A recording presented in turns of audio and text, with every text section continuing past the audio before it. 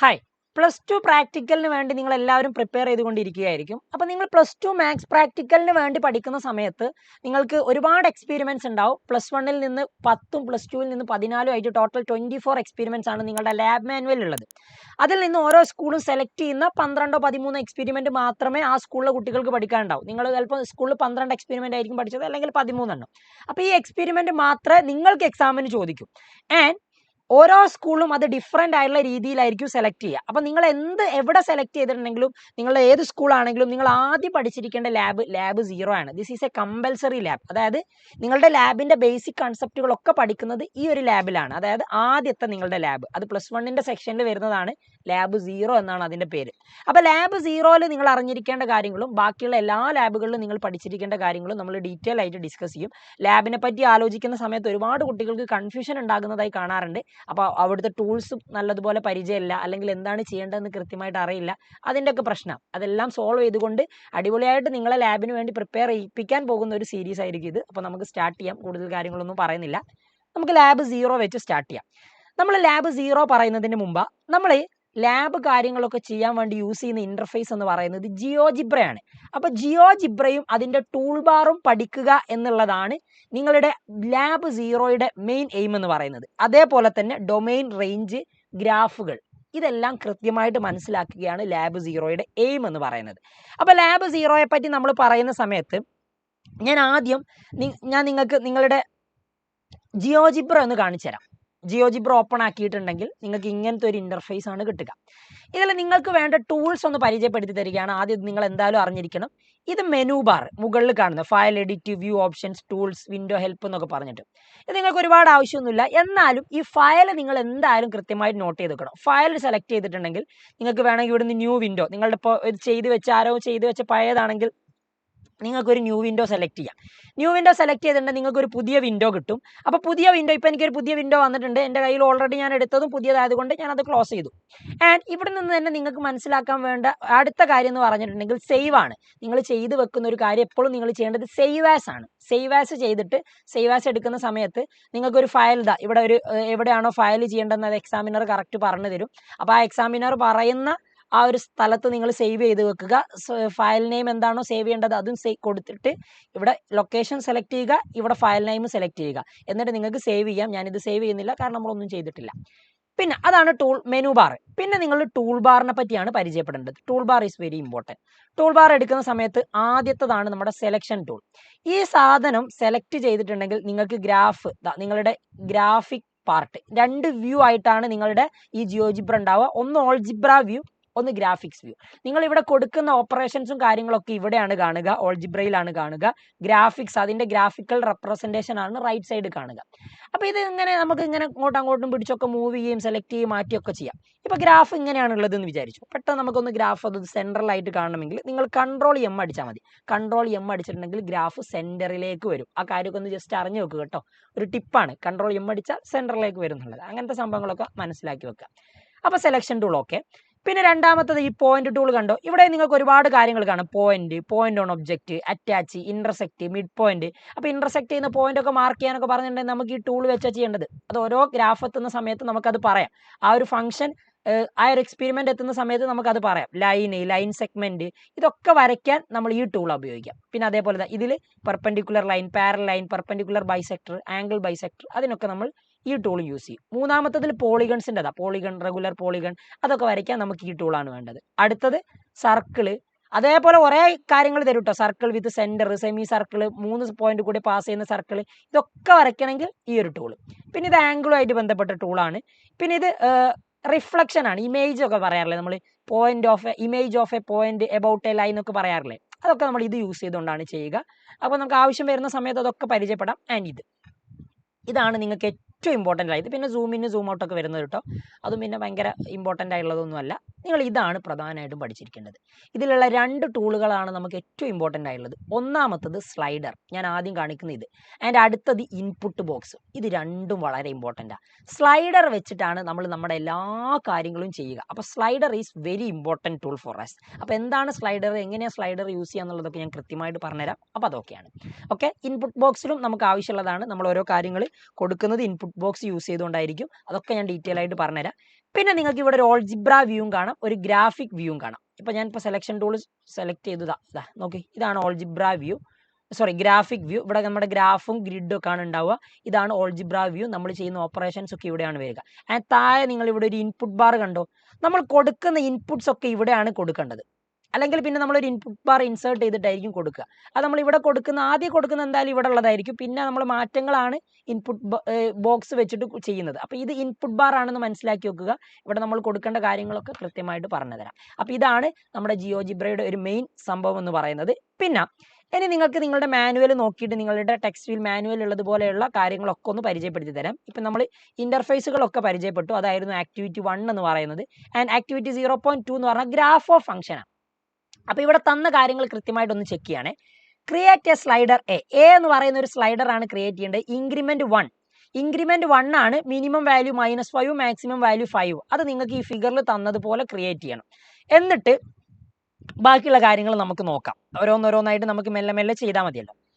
അതെങ്ങനെയാണ് ഞാൻ slider create ചെയ്യുക? അതാണ് ആദ്യം അറിഞ്ഞിരിക്കേണ്ട കാര്യം. സ്ലൈഡർ ക്രിയേറ്റ് ചെയ്യാൻ വേണ്ടി നിങ്ങൾ സെക്കൻഡ് ലാസ്റ്റ് ഇത് സെലക്ട് ചെയ്യുക. അതിൽ നിങ്ങൾക്ക് സെലക്ട് ചെയ്ത് ക്ലിക്ക് ചെയ്തിട്ടുണ്ടെങ്കിൽ നിങ്ങൾക്ക് സ്ലൈഡർ എന്ന് പറയുന്ന ആദ്യത്തെ ആളെ കാണാം. സ്ലൈഡർ സെലക്ട് ചെയ്യാം. സ്ലൈഡർ സെലക്ട് ചെയ്ത് വെറുതെ സ്ലൈഡർ വരില്ല. നിങ്ങൾ ഇവിടെ എവിടെയെങ്കിലും ഒന്ന് ടച്ച് ചെയ്ത് അല്ലെങ്കിൽ ഒന്ന് ഡ്രാഗ് ചെയ്താലാണ് നിങ്ങൾക്ക് ഈ ഒരു ബോക്സ് കിട്ടുക.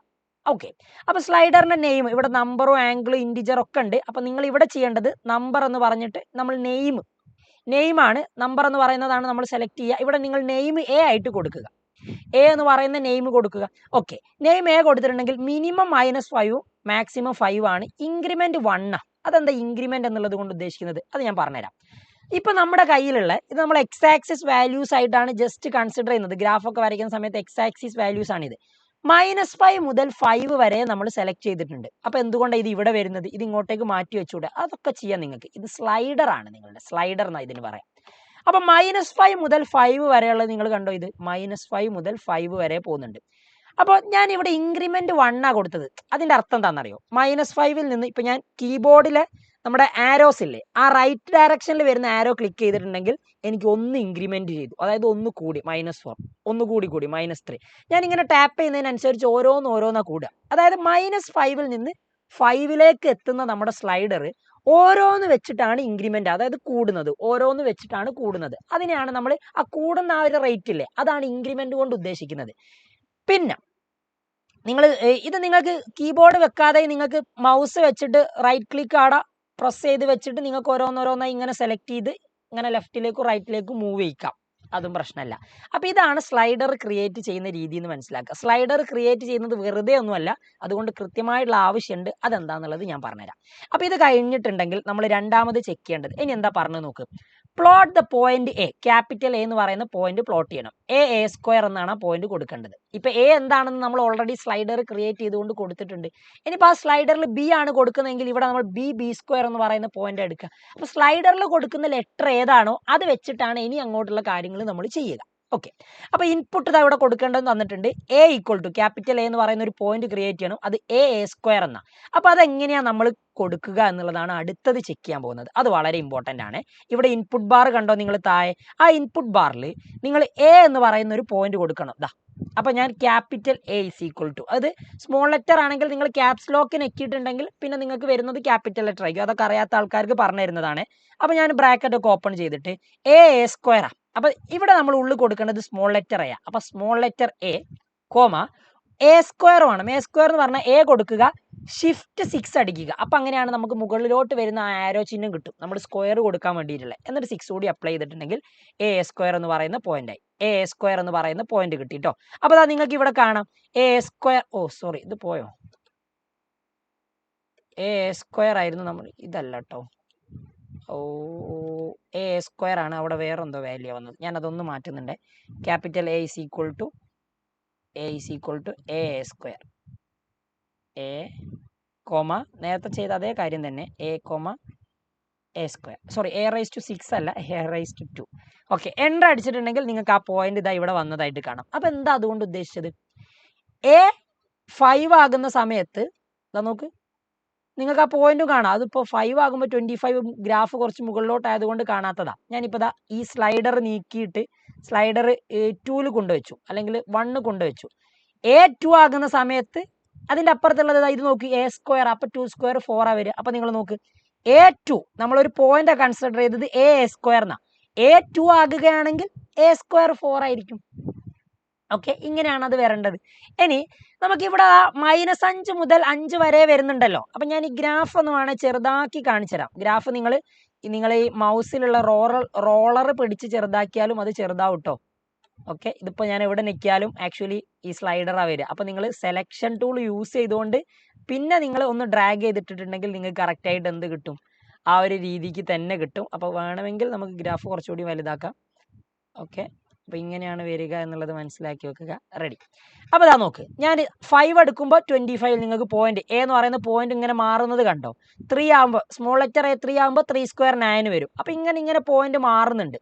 ഓക്കെ, അപ്പോൾ ഞാൻ ഈ പോയിന്റ് ഇങ്ങനെ ഞാൻ കൈകൊണ്ട് നീക്കിയതല്ലാതെ അല്ലാതെ മാറ്റണമെങ്കിൽ അത് നമ്മുടെ എക്സ്പെരിമെന്റിലുള്ളതാണ്. ഇതിനൊന്ന് ആനിമേറ്റ് ചെയ്യാന്നുള്ളത് ഞാൻ മാനുവൽ കാണിച്ചു തരേണ്ട ആവശ്യമില്ലല്ലോ. മാനുവൽ പറയുന്നുണ്ട് അതിന് ആനിമേഷൻ ടൂൾ യൂസ് ചെയ്തുകൊണ്ട് ഒന്ന് ആനിമേഷൻ കാണിക്കാൻ പറയുന്നുണ്ട്. ആനിമേഷൻ എന്ന് പറഞ്ഞിട്ടുണ്ടെങ്കിൽ അത് മാറുന്ന രീതി, അങ്ങനെ മൂവ് ചെയ്യുന്നത്, അത് കാണിക്കാൻ വേണ്ടി ഞാൻ ഈ പോയിന്റിൽ ഒന്ന് ക്ലിക്ക് ചെയ്തിട്ട് സ്ലൈഡറിൽ ക്ലിക്ക് ചെയ്തിട്ട് എന്ത് ചെയ്താൽ മതി, സ്ലൈഡറിൽ ക്ലിക്ക് ചെയ്യാം. അപ്പോൾ A = -5 എന്നിട്ട് ആനിമേഷൻ ഓൺ കൊടുത്താൽ ഇതാ നോക്ക്, ആനിമേഷൻ ഓൺ കൊടുത്താൽ ആ പോയിന്റ് ഇങ്ങനെ മൂവ് ചെയ്യുന്നത് കണ്ടോ നിങ്ങൾ. 0 ആകുമ്പോൾ ഇപ്പോൾ 0, 1 ആകുമ്പോൾ 1, 2 ആകുമ്പോൾ 4, 3 ആകുമ്പോൾ 9, 4 ആകുമ്പോൾ 16, 5 ആകുമ്പോൾ 25. ഇങ്ങനെ മൂവ് ചെയ്യുന്നതായിട്ട് നിങ്ങൾക്ക് കാണാം. അത് സ്റ്റോപ്പ് ചെയ്യണമെങ്കിൽ ഇതാ ഇവിടെ ഒന്ന് ക്ലിക്ക് ചെയ്തിട്ട് ക്ലിക്ക് ചെയ്ത് പോയോ, ആ പോയിന്റ് കറക്റ്റ് ഒന്ന് ക്ലിക്ക് ചെയ്തിട്ടുണ്ടെങ്കിൽ അവിടെ നിൽക്കും. നമ്മളെ പറ്റിക്കാണോ, അവിടെ നിൽക്കുന്നില്ലല്ലോ. ഓക്കെ, കറക്റ്റ് അതിന്മേൽ ക്ലിക്ക് ചെയ്തിട്ടുണ്ടെങ്കിൽ അത് അവിടെ നിൽക്കും കേട്ടോ. റെഡി, അത് ശ്രദ്ധിച്ചാൽ മതി. കറക്റ്റ് സ്ലൈഡർമേൽ ക്ലിക്ക് ചെയ്താൽ അത് അവിടെ നിൽക്കും. ഇനി എന്താ ചെയ്യേണ്ടത്? ഇനി ചെയ്യേണ്ട കാര്യം നമ്മുടെ ഇതിൽ പറയുന്നത്, നിങ്ങൾ ഇപ്പം കൊടുത്ത ആനിമേഷനും കൊടുത്തിട്ട് create an input box for the slider and change the value. അപ്പോൾ ഇൻപുട്ട് ബോക്സ് കൊടുക്കാനാണ് പറയുന്നത്. ഇൻപുട്ട് ബോക്സ് ഞാൻ കൊടുക്കാം, എന്നിട്ട് സ്ലൈഡറിൽ വാല്യൂ ചേഞ്ച് ചെയ്യുന്ന രീതി നമുക്കൊന്ന് മാറ്റി നോക്കാം. ആൻഡ് അതിൻ്റെ മുമ്പ് നമ്മൾ ഇൻക്രിമെൻ്റ് ബോക്സ്, അതായത് നമ്മളുടെ ഒബ്ജക്റ്റ് അതെങ്ങനെയാണ് വരുന്നത് ഞാൻ പറഞ്ഞുതരാം. ഇൻക്രിമെൻ്റ് എങ്ങനെയാണ് മാറ്റുക എന്നുള്ളത് കാണിച്ചു തരാം. ഇൻപുട്ട് വാല്യൂ കൊടുക്കുന്നത് വേറെ ഞാൻ പറഞ്ഞുതരാം കേട്ടോ, അത് നമുക്ക് ഡീറ്റെയിൽ ആയിട്ട് ചെയ്യാനുണ്ട്. A എന്ന് പറയുന്ന പോയിന്റിന് ഇൻപുട്ട് ബോക്സ് കൊടുക്കുന്നത് നമുക്ക് ചെയ്യാനുണ്ട്, അതും കാണിച്ചു തരാം. അപ്പോൾ അതാ നോക്കിക്കോ, ഞാൻ ജിയോജിബ്ര എടുത്ത് ഇതിൻ്റെ ഇൻക്രിമെൻറ്റ് വാല്യൂ ഒന്ന് മാറ്റണം. ഇപ്പോൾ -1, 1 ഇതാ ഇങ്ങനെയാണ് ഇൻക്രിമെൻറ്റ് പോകുന്നത്. ഞാൻ ഇതൊന്ന് മാറ്റിയിട്ട് എങ്ങനെയാണ് ചെയ്യാമെന്നറിയോ, ഒബ്ജക്റ്റ് പ്രോപ്പർട്ടീസിൽ പോവുക. ഒബ്ജക്റ്റ് പ്രോപ്പർട്ടീസ് പോയിട്ടുണ്ടെങ്കിൽ ഇപ്പോൾ നിങ്ങൾക്ക് ഒബ്ജക്റ്റ് പ്രോപ്പർട്ടീസ് ഒരു ടാബ് വരും. ലോഡിംഗ് ടൈം ഉണ്ടോ ഇതിന്? ഒബ്ജക്റ്റ് പ്രോപ്പർട്ടീസ് ഇങ്ങനെ വന്നിട്ടുണ്ടെങ്കിൽ നിങ്ങൾ അവിടെ ഇൻക്രിമെൻ്റ് എന്ന് പറയുന്ന ഒരു കോളം നിങ്ങൾക്ക് കാണാൻ പറ്റും. ഇത് കുറച്ച് ചെറുതാണോ, ഇവിടെ താഴെ പോയിട്ട് ഇങ്ങോട്ട് നീക്കാൻ സൗകര്യമുണ്ട് കേട്ടോ. ഓക്കെ, ഇൻക്രിമെൻ്റ് നമ്മൾ കൊടുക്കാൻ പോകുന്നത് 0.01, അതായത് 0.01 അവിടെ ടൈപ്പ് ചെയ്ത് കൊടുക്കുക. ഇപ്പോൾ ഇൻക്രിമെൻ്റ് റെഡി. എന്നിട്ട് ഞാനത് ക്ലോസ് ചെയ്താൽ മതി, ജസ്റ്റ് ക്ലോസ് ചെയ്താൽ മതി. ഇനി നോക്ക്, 3 ഇപ്പോൾ A ഉള്ളത്, അപ്പോൾ അടുത്തത് 3 എത്തുന്നത് 3.01 അപ്പോൾ പോയിന്റ് ഇങ്ങനെ മാറുന്നത് കണ്ടോ നിങ്ങൾ. 3 പോയിന്റ് അവിടെ സ്ലൈഡറിലുള്ള ചേഞ്ച് നോക്ക്, 0.01 ആണ് ഓരോന്നിനും മാറ്റം ഉണ്ടാകുന്നത്. അപ്പോൾ നിങ്ങളുടെ A എന്ന് പറയുന്ന പോയിന്റ് മൂവ് ചെയ്യുന്നതും നിങ്ങൾക്ക് ഇങ്ങനെ കാണാം. ഇത് ഞാൻ കീബോർഡ് യൂസ് ചെയ്തുകൊണ്ടാണ് ചെയ്യുന്നത്. കീബോർഡിൽ ലെഫ്റ്റ് ആരോ യൂസ് ചെയ്തുകൊണ്ടാണ് ഇപ്പം ചെയ്യുന്നത്. ഇങ്ങനെ താഴോട്ടേ പോകുന്നത് കണ്ടോ. Ready, no problem. അപ്പോൾ ഇതാണ് നമ്മുടെ സംഭവം. ഇനി ഈ പോയിന്റ് നോക്കിക്കേ, നല്ലതുപോലെ ശ്രദ്ധിച്ചോ. ഈ പോയിന്റ് ഉണ്ടല്ലോ, ഈ പോയിന്റിന് അടുത്തൊരു എക്സ്പെരിമെന്റിൽ നിങ്ങളോട് പറയുന്ന സംഭവമാണിത്, അതും പറഞ്ഞുതരാം. ഇപ്പോൾ അതൊക്കെ നിങ്ങൾ കൊടുത്തിട്ടുണ്ടെങ്കിൽ കുറച്ച് സ്റ്റാൻഡേർഡ് ഫംഗ്ഷൻ ലൊക്കേറ്റ് ചെയ്യാനുണ്ട്. ഇൻപുട്ട് ബോക്സ് ക്രിയേറ്റ് ചെയ്യാൻ പറഞ്ഞിട്ടുണ്ടല്ലോ. ഇൻപുട്ട് ബോക്സ് ക്രിയേറ്റ് ചെയ്തിട്ട് ഇതെങ്ങനെ മാറുക എന്നുള്ളത് ഞാൻ കാണിച്ചു തരാം. ഇപ്പോൾ ഇതേ A എന്ന് പറയുന്ന സാധനത്തെ തന്നെ ആ പോയിന്റിനെ നമ്മൾ ഇൻപുട്ട് ബോക്സ് കൊടുത്തിട്ട് എങ്ങനെയാണ് ചേഞ്ച് ചെയ്യുക എന്നുള്ളത് പറഞ്ഞുതരാം. അതിൻ്റെ മുമ്പേ ഒരാളെ കൂടി നിങ്ങൾക്ക് കാണിച്ചു തരാനുണ്ട്.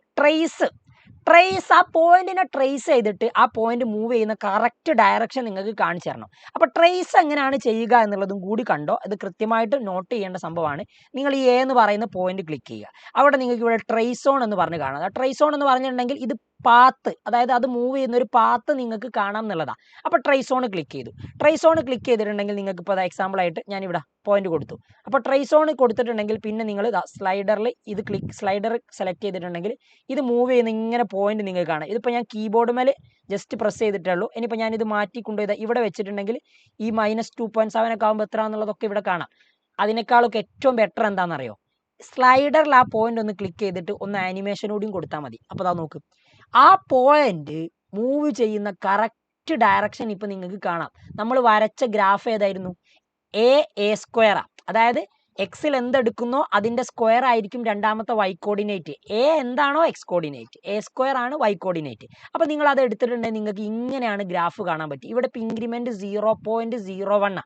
അപ്പോൾ നിങ്ങൾ 0.01 എക്സ് ആക്സിൽ ഏതൊരു പോയിന്റ് എടുക്കുന്ന സമയത്തും നിങ്ങൾക്ക് അതിന് കറസ്പോണ്ടിങ് ആയിട്ടുള്ള വൈ ആക്സിലെ പോയിന്റ് ഉണ്ട്. അതായത് വൈ കോർഡിനേറ്റ് ഉണ്ട്. വൈ കോർഡിനേറ്റ് എക്സിൽ എടുക്കുന്നതിൻ്റെ സ്ക്വയർ ആണ് എക്സിൽ എടുക്കുന്നതെങ്കിൽ അതിൻ്റെ സ്ക്വയർ വൈ. അപ്പോൾ അത് നിങ്ങൾക്ക് ഗ്രാഫിൽ പ്ലോട്ട് ചെയ്യുന്ന സമയത്ത് ഇങ്ങനെയാണ് കിട്ടുക ഏകദേശം. ഇത് ഏത് ഫംഗ്ഷൻ്റെ ഗ്രാഫാണ്? This is the graph of ആരുടെ ഗ്രാഫാടാ?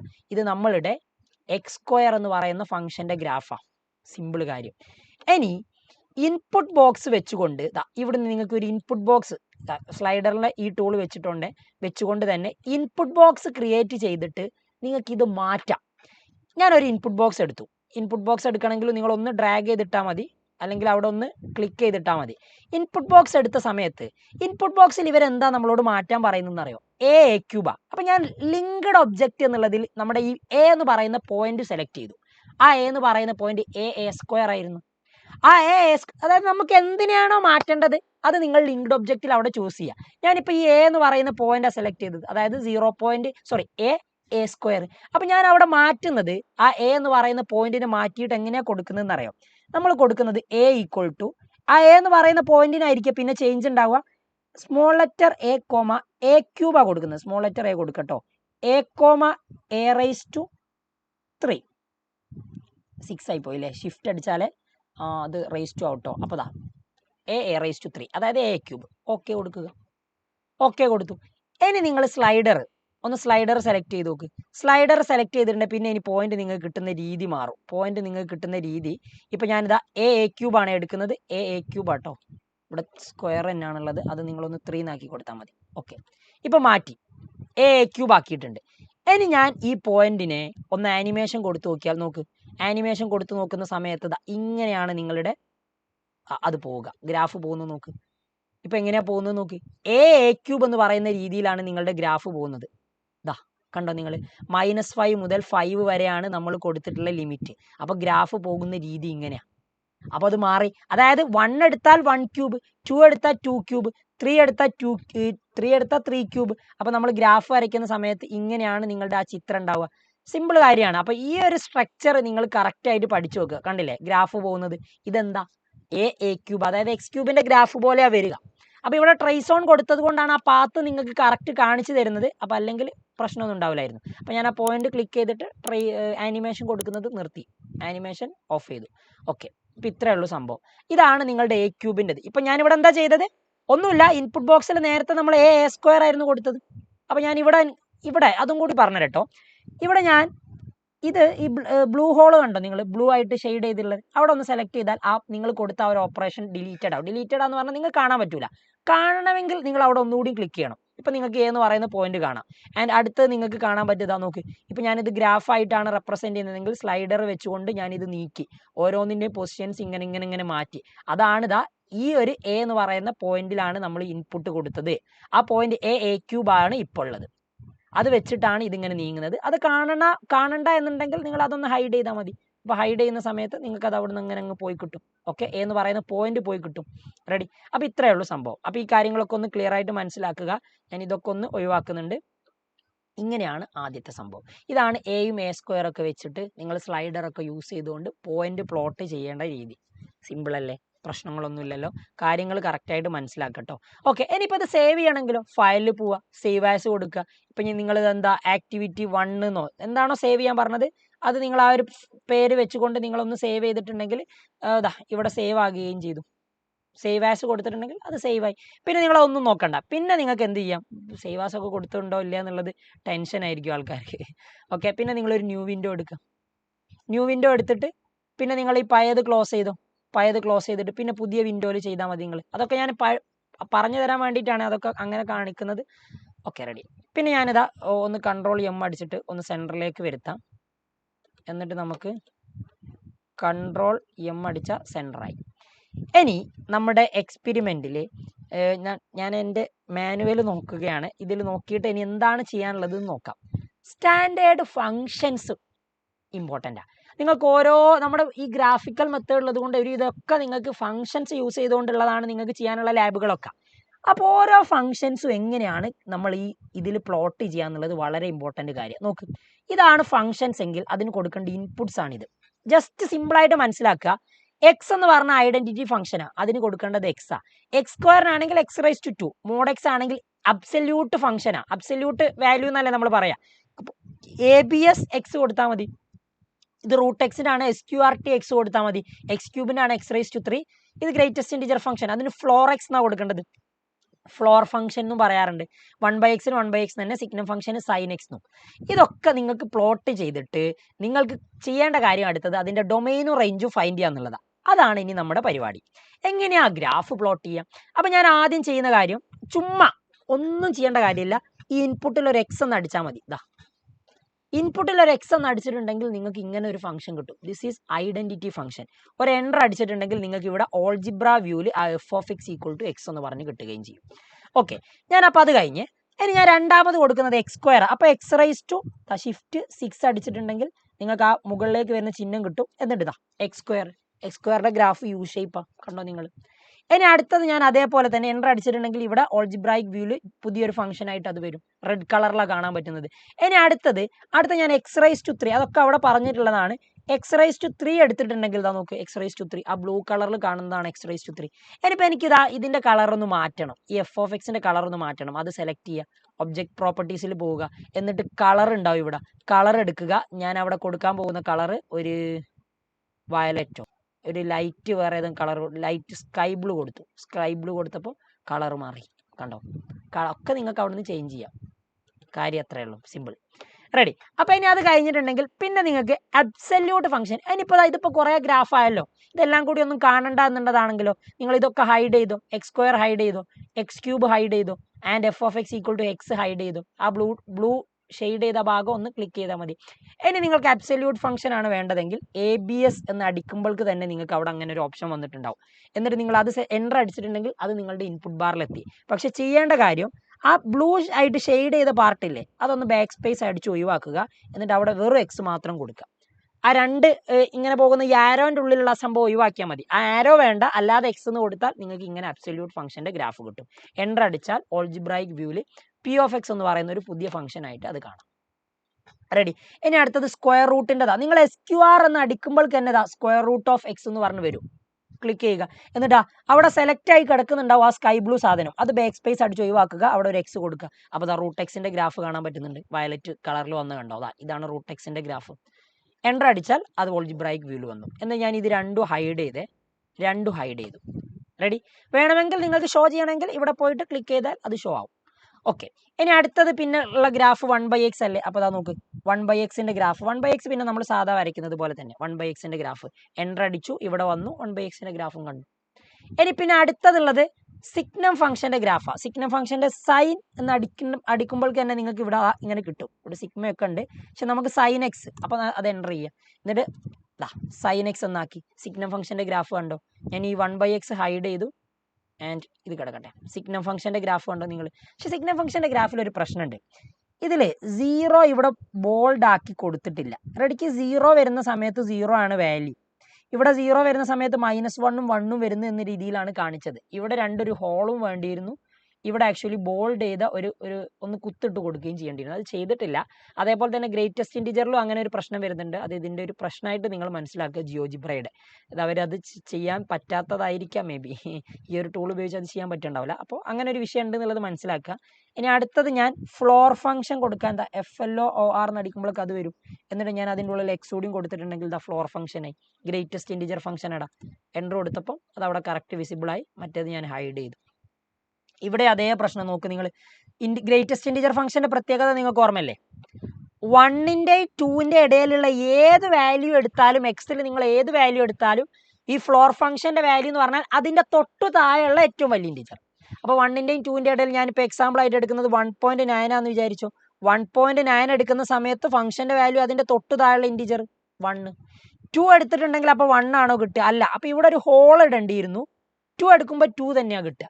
ഗ്രേറ്റസ്റ്റ് ഇൻറ്റിജറിൻ്റെത് നിങ്ങൾക്ക് കൃത്യമായിട്ട് അറിയാം. അപ്പോൾ ഇത്രയും ഫംഗ്ഷൻസ് ആണ് നിങ്ങൾക്ക് ബേസിക്കലി ഈ ഒരു ആക്ടിവിറ്റി യൂസ് ചെയ്തുകൊണ്ട് കൺസ്ട്രക്ട് ചെയ്യാനുള്ളത്. അപ്പോൾ അതെങ്ങനെയാണ് ഫംഗ്ഷൻ കൺസ്ട്രക്ട് ചെയ്യാന്നുള്ളത് മനസ്സിലായല്ലോ. ഇനി ഇതിൻ്റെയൊക്കെ ഡൊമൈനും റേഞ്ചും എങ്ങനെ പറയാം? ഞാൻ ഓരോ ഗ്രാഫ് സെലക്ട് ചെയ്തുകൊണ്ട് ഡൊമൈനും റേഞ്ചും പറയാം. അത് നിങ്ങൾക്ക് എക്സാമുകൾ അങ്ങനെയൊക്കെ ആയിരിക്കും ചോദിക്കാം. Draw the function f of x equal to x, g of x equal to ഇത് എന്നൊക്കെ പറഞ്ഞ് ചോദിക്കും. And identify the domain, identify its range എന്നൊക്കെ പറഞ്ഞ്. അതൊക്കെ നിങ്ങൾക്ക് ഗ്രാഫ് വെച്ചിട്ട് കൃത്യമായിട്ട് ചെയ്യാൻ പറ്റണം. ഞാൻ കൺട്രോൾ എം അടിച്ചിട്ട് ഇതൊന്ന് സെൻറ്ററിലേക്ക് ആക്കി. നോക്ക് നിങ്ങൾ എക്സ് ആക്സിൽ എല്ലാ വാല്യൂസും നിങ്ങൾ എടുക്കുന്നുണ്ട്. കാരണം അതിനൊക്കെ നേരെ ഗ്രാഫിൽ പോയിന്റ്സ് വരുന്നുണ്ട്. ഇവിടെ നെഗറ്റീവ് എക്സ് ആക്സിലുള്ള എല്ലാ പോയിന്റ്സിനും നേരെയും വരുന്നുണ്ട്. അതായത് ഡൊമൈൻ എന്ന് പറഞ്ഞാൽ എൻറ്റയർ റിയൽ നമ്പറാണ്. എൻറ്റയർ റിയൽ നമ്പറാണ്. എക്സ് ആക്സിലെ വാല്യൂസ് ആ ഡൊമൈൻ. റേഞ്ചും വൈ ആക്സിൽ എല്ലാ വാല്യൂസും കിട്ടുന്നുണ്ട്. അപ്പോൾ റേഞ്ച് എന്താ? റേഞ്ചും 6, ഡൊമൈനും 6. അപ്പോൾ അത് കഴിഞ്ഞ് രണ്ടാമത്തെ ഫംഗ്ഷൻ എക്സ് സ്ക്വയർ എടുത്തിട്ടുണ്ടെങ്കിലോ, എക്സ് സ്ക്വയർ എന്ന് പറയുന്ന രണ്ടാമത്തെ ഫംഗ്ഷൻ എടുത്താൽ ഡൊമൈൻ 6 വരിക. പക്ഷേ റേഞ്ച് 0 ടു മുകളിലോട്ട് 0 ടു ഇൻഫിനിറ്റി ആണ് റേഞ്ച് വരിക. ക്ലോസ്ഡ് 0 ഇൻക്ലൂഡഡ് ആണ് ടു ഇൻഫിനിറ്റി. അതൊക്കെ നിങ്ങൾ ഫംഗ്ഷനുമായിട്ട് ബന്ധപ്പെട്ട് പഠിക്കുന്ന ബേസിക് കാര്യങ്ങളാണ്. അത് ശ്രദ്ധിക്കുക. ഇതിൻ്റെതോ എക്സ് ക്യൂബിൻ്റെ ഡൊമൈൻ എല്ലാ റിയൽ നമ്പറും വരും, റേഞ്ചും എല്ലാ റിയൽ നമ്പറും വരും. 6 തന്നെയാണ് കേട്ടോ. ആൻഡ് ഇതിൻ്റെതോ മോഡ് എക്സിൻ്റെത് ഡൊമൈൻ എല്ലാ റിയൽ നമ്പറും എക്സ് ആക്സിൽ എല്ലാ വാല്യൂസും എടുക്കുന്നുണ്ട്. പക്ഷേ റേഞ്ച് വൈ ആക്സിലെ വാല്യൂസ് 0 ടു ഇൻഫിനിറ്റി ആണ് വരുന്നത്. 0 ടു ഇൻഫിനിറ്റി കേട്ടോ. അപ്പോൾ അത് കൃത്യമായിട്ട് ശ്രദ്ധിക്കുക. ഇതിൻ്റെയൊക്കെ ഡൊമൈനും റേഞ്ചും പറയുന്നത്. റൂട്ട് എക്സിൻ്റെത് എടുക്കുന്ന സമയത്ത് റൂട്ട് എക്സിൻ്റെ ഗ്രാഫ് കാണാം നിങ്ങൾക്ക്.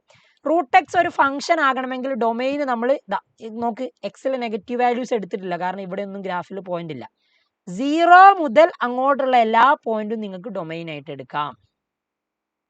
0 ടു ഇൻഫിനിറ്റി നിങ്ങൾക്ക് ഡൊമൈൻ ആയിട്ട് എടുക്കാം. റേഞ്ച് എടുക്കുന്ന സമയത്തോ, റേഞ്ച് കിട്ടുന്ന സമയത്ത് റേഞ്ചും അങ്ങനെ തന്നെ വൈ വാല്യൂ ആ കിട്ടുക. അതായത് നോക്ക് വൈ വാല്യൂ ഇങ്ങനെ പോകുന്നുണ്ട്. ഇതിങ്ങനെ മുകളിലോട്ട് പോയിക്കൊണ്ടിരിക്കും. അപ്പോൾ വൈ വാല്യൂ ഇങ്ങനെ കൂടിക്കൊണ്ടിരിക്കും. അപ്പോൾ റേഞ്ചും ഡൊമൈനും ഇവിടെ വരുന്നത് ക്ലോസ്ഡ് 0 ടു ഇൻഫിനിറ്റി. അതൊക്കെ കൃത്യമായിട്ട് മനസ്സിലാക്കട്ടോ. അപ്പോൾ നിങ്ങൾ പഠിച്ച കാര്യങ്ങൾ ബേസിക് കൺസെപ്റ്റ് ആയിട്ട് നിങ്ങൾക്ക് വേണം. ബാക്കിയുള്ളത് നിങ്ങൾക്ക് ഗ്രാഫ് വെച്ചുകൊണ്ട് പറയുക എന്നുള്ളതാണ്, ഉത്തരം പറയാന്നുള്ളതാണ്. 1/xൻ്റെ 0 മാത്രം ഡൊമൈൻ ആയിട്ട് വരില്ല, റേഞ്ചും അതേപോലെ 0 വരില്ല. അപ്പോൾ r-0 ആണ് രണ്ടിൻ്റെ ആൻസർ വരിക. സിഗ്നം ഫംഗ്ഷനിൽ സിഗ്നം ഫംഗ്ഷൻ നോക്ക് എല്ലാ എക്സ് ആക്സിസ് വാല്യൂസും എടുക്കുന്നുണ്ട്. അപ്പോൾ ഡൊമൈൻ 6 ആണ്.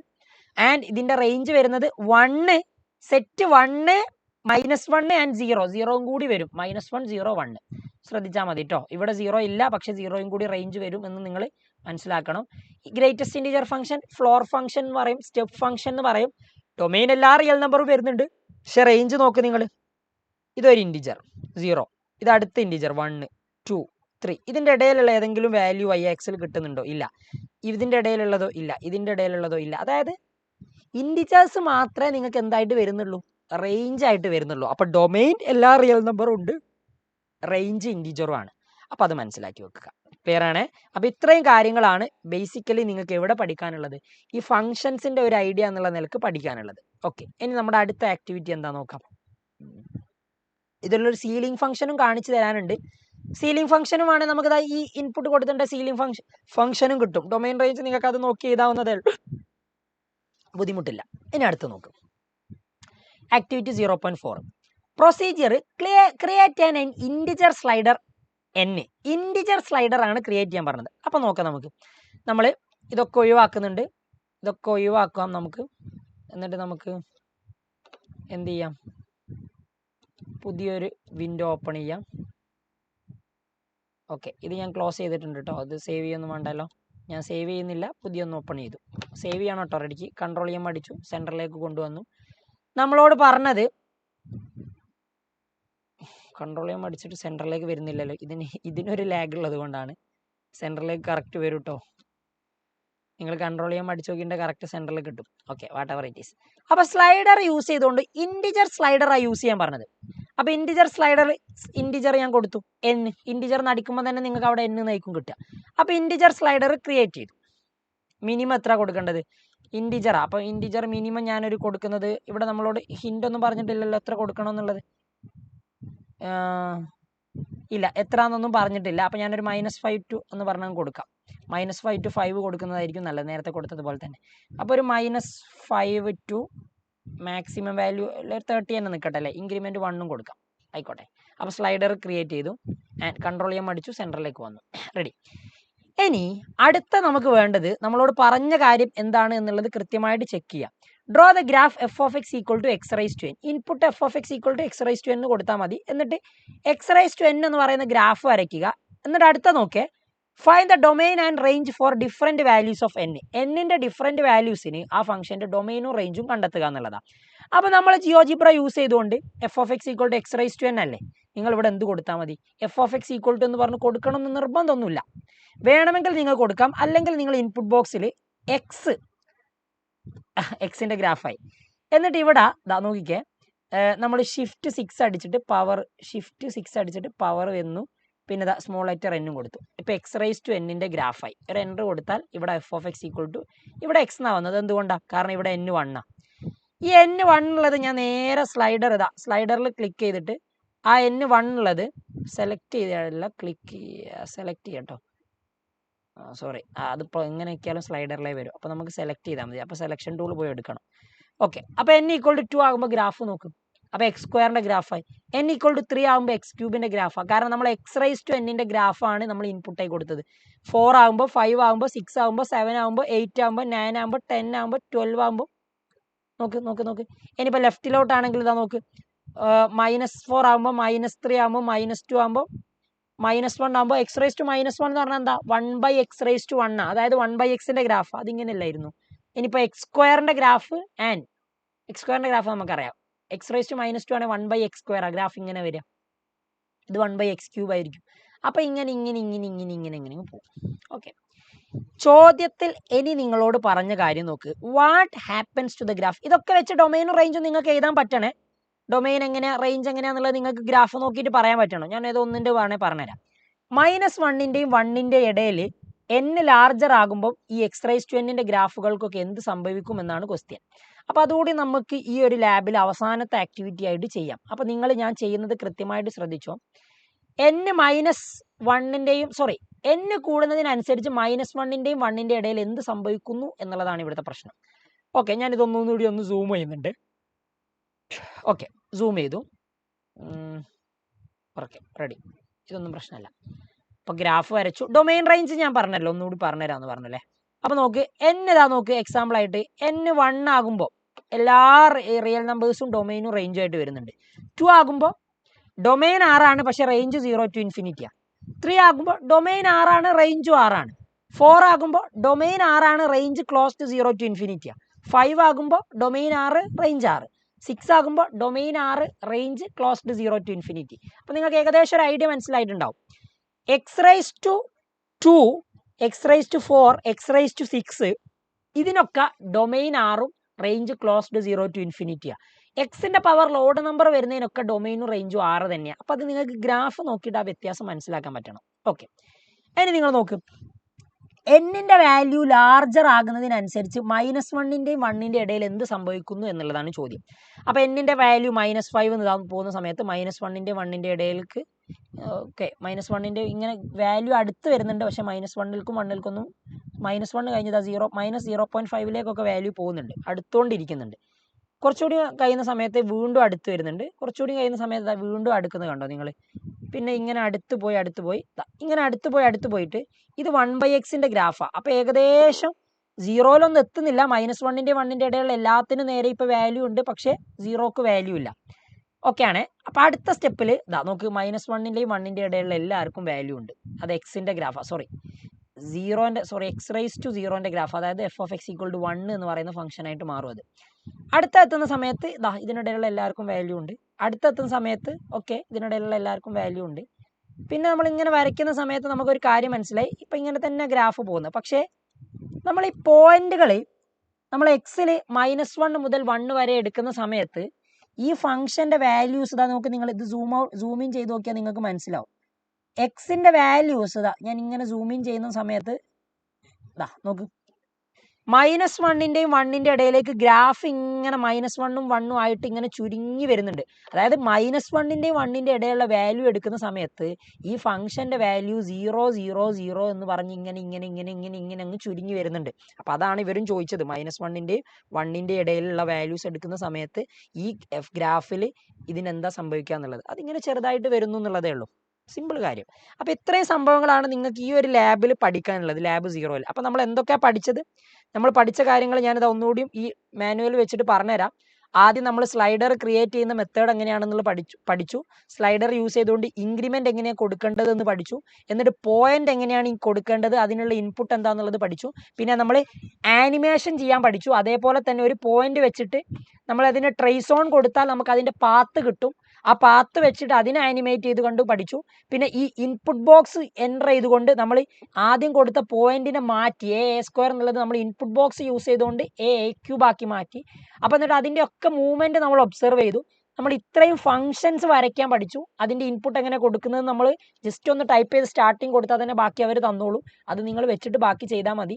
അത് വെച്ചിട്ട് ഡൊമെയിൻ ആൻഡ് റേഞ്ച് കണ്ടെത്താൻ നിങ്ങൾ മനസ്സിലാക്കി. പിന്നെ x⁻n ഗ്രാഫ് n മാറുന്നതിനനുസരിച്ച്, അതായത് നമ്മളിപ്പോൾ സെലക്ട് ചെയ്ത സ്ലൈഡർ ഏതായിരുന്നു? ഇൻറ്റിജർ സ്ലൈഡർ n വെച്ചുകൊണ്ടാണ് നമ്മൾ ഇത് വരച്ചത്. അപ്പോൾ x⁻n n മാറുന്നതിനനുസരിച്ച് ഓരോ ഫംഗ്ഷന് മാറുന്ന രീതി എങ്ങനെയാണെന്ന് മനസ്സിലാക്കി അതിൻ്റെ ഡൊമെയിൻ റേഞ്ചും കണ്ടെത്തുന്ന രീതിയും പഠിച്ചു. നിങ്ങൾക്ക് സമയമുണ്ടെങ്കിൽ ഈ അഡീഷണൽ ആക്ടിവിറ്റീസ് ഒക്കെ ഒന്ന് ചെയ്ത് നോക്കാം കേട്ടോ. ആദ്യത്തെ ലാബ് ഇതോടുകൂടി അവസാനിക്കുകയാണ്. അപ്പോൾ ഭയങ്കര സിമ്പിളാണ്. നിങ്ങൾ വിചാരിക്കുന്നത് പോലെ ഒന്നും ഇല്ല എന്നുള്ളത് നിങ്ങൾക്ക് തന്നെ മനസ്സിലായല്ലോ. എന്തെങ്കിലും സംശയങ്ങൾ ഇതിൽ കൂടുതലായിട്ടുണ്ടെങ്കിൽ നിങ്ങൾ താഴെ കമൻറ്റ് ബോക്സ് പറയുക. ആൻഡ് വേറെ എന്തെങ്കിലും ബുദ്ധിമുട്ടുണ്ടെങ്കിൽ നിങ്ങൾ പേഴ്സണലായിട്ട് ഇൻസ്റ്റഗ്രാമിലൊക്കെ മെസ്സേജ് അയച്ചിട്ടുണ്ടെങ്കിൽ ഡൗട്ടുകൾ ക്ലിയർ ചെയ്ത് തരാം. ഇതേപോലെയുള്ള ബാക്കിയുള്ള ലാബുകളും നിങ്ങൾക്ക് വേണമെന്നുണ്ടെങ്കിൽ നിങ്ങളത് കമൻറ്റ് ചെയ്യുക. നമ്മൾ എന്തായാലും തരും. നിങ്ങൾക്ക് ഏതൊക്കെയാണ് ഇമ്പോർട്ടൻ്റ് ആയിട്ട് വേണ്ടത് എന്നുള്ളത് നിങ്ങളൊന്ന് കമൻറ്റ് ചെയ്യുക കേട്ടോ. അല്ലെങ്കിൽ നിങ്ങളുടെ സ്കൂളിൽ പ്രധാനമായിട്ടും പഠിക്കാൻ പറഞ്ഞ ലാബ് ഏതാണെന്നുള്ളത് ഇതിൻ്റെ താഴെ ഒന്ന് കമൻറ്റ് ചെയ്യുക. അപ്പോൾ ഓൾ ദ ബെസ്റ്റ്. ബാക്കി നമുക്ക് അടുത്ത വീഡിയോകളിലായിട്ട് കാണാം.